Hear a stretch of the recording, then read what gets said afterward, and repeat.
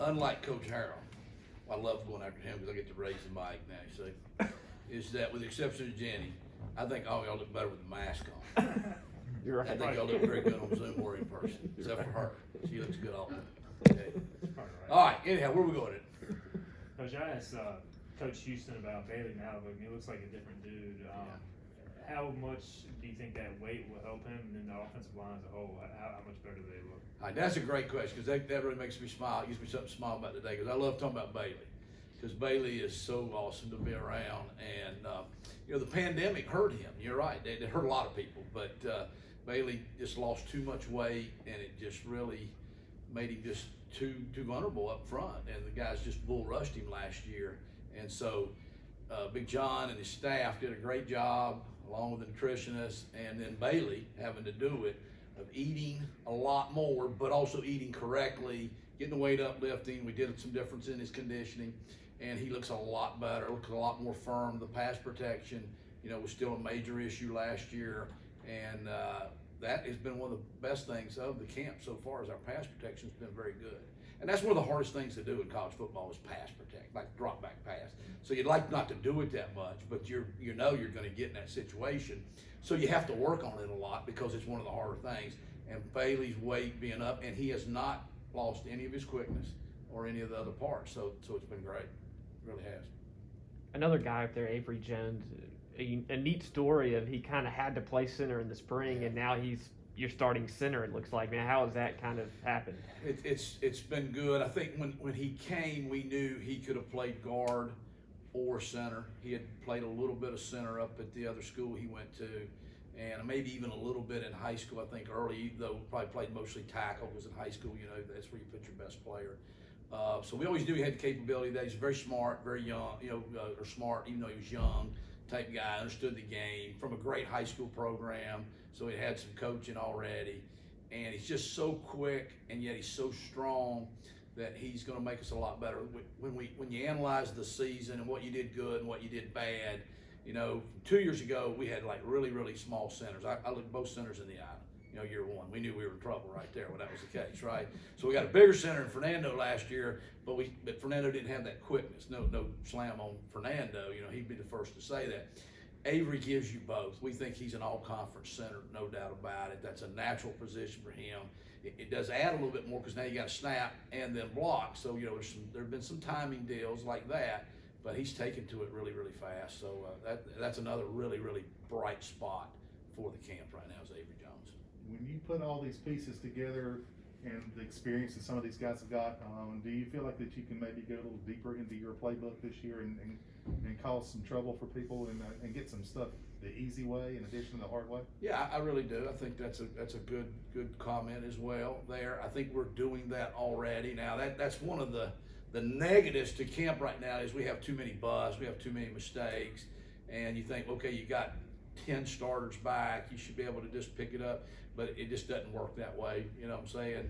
Right now, what we do is we install our entire offense, okay, with the exception of maybe a few special situations in 5 days, okay?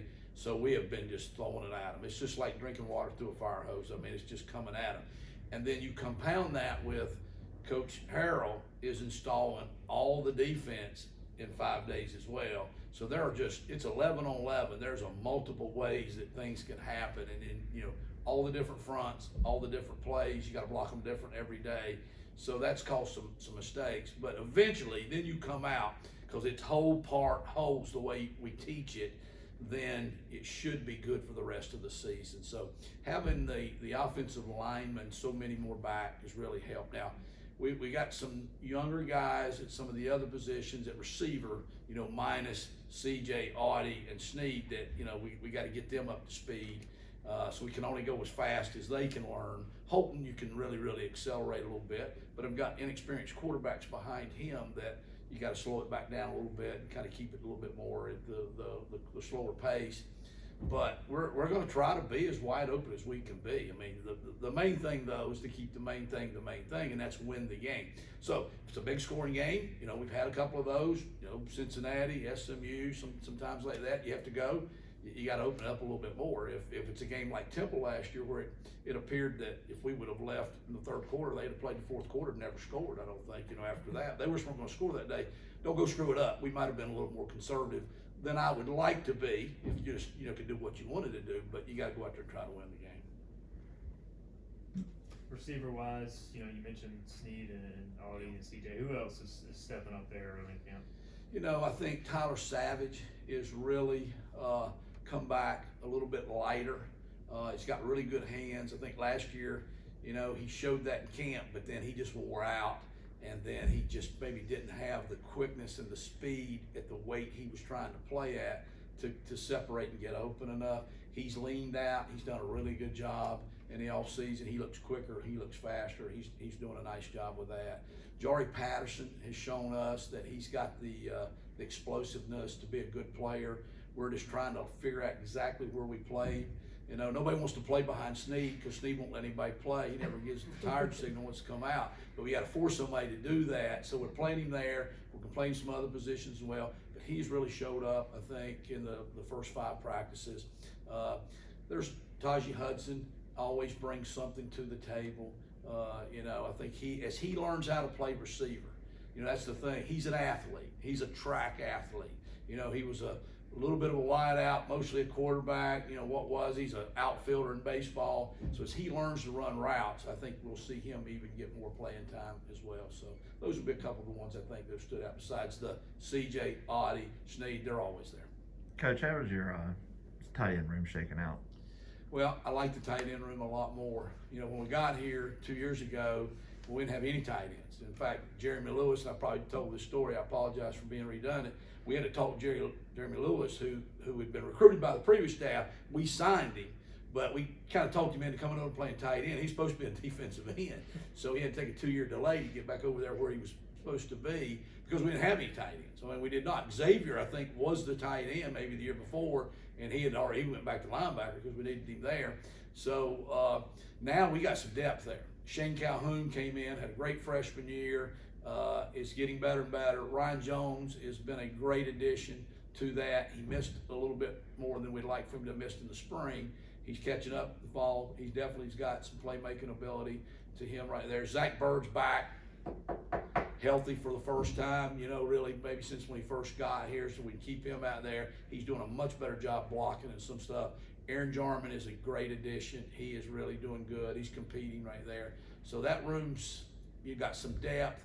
It's got some versatility to it now. We've got different type of tight ends that can do different things. And then, I think Brian Gagg was back today in helmet only because he had turned his ankle in a conditioning drill or something. We think Gagg's got a place out there that can maybe help us too. When you talk about that tight end bunch, talk about the importance of getting that tight end involved so they have to worry about the tight end too.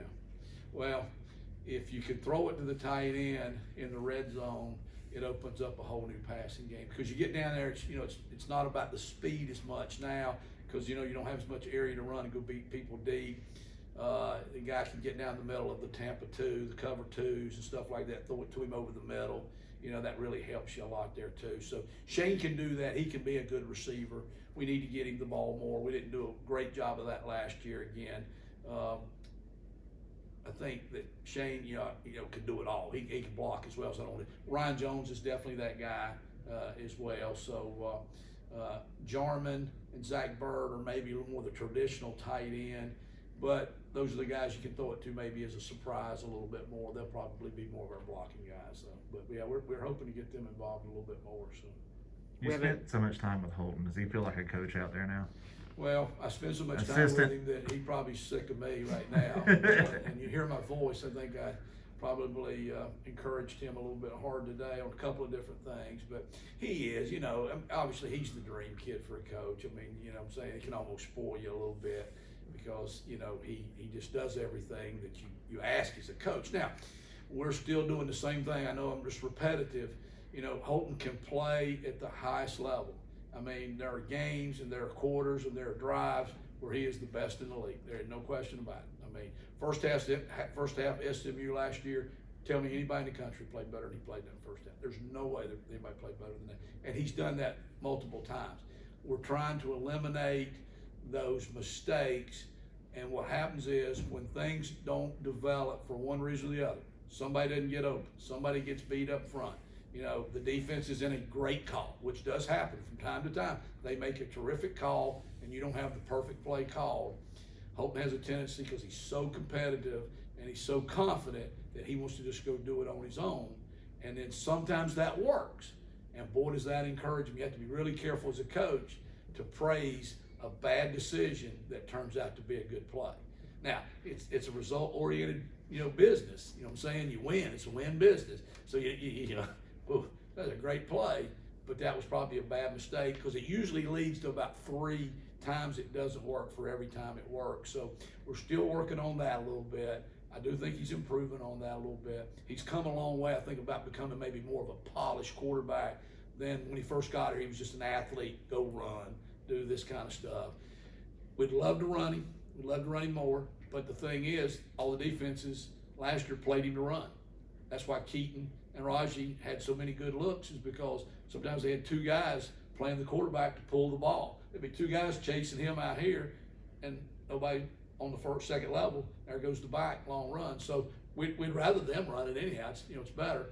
And we just worry a little bit about calling just total, I'm a quarterback run, power play, because running up inside, if he gets hurt, I don't know, season tickets probably go down, right now.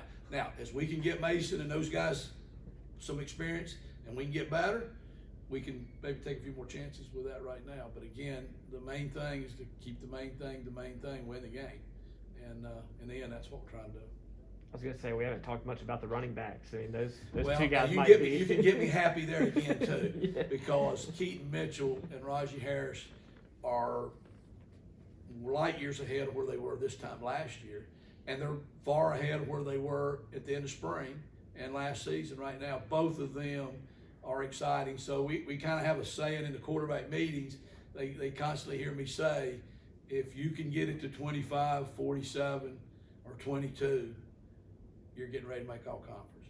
You can't get it to them enough. So you can't always hand it to them in the backfield, because defenses can take that away, throw it to them. They're both great receivers out of the backfield. They both sometimes make the check down on 3rd down look really, really good. And they've done that. They're making a lot of people miss. And, Raji, boy, he's creating some shoulder injuries now for those guys to try to hit him. Man, he's a load. He's a load now. He's a real deal. So thunder and lightning, it's real. Guys, appreciate what you do. You did every position, Coach. Appreciate it. That goes on now.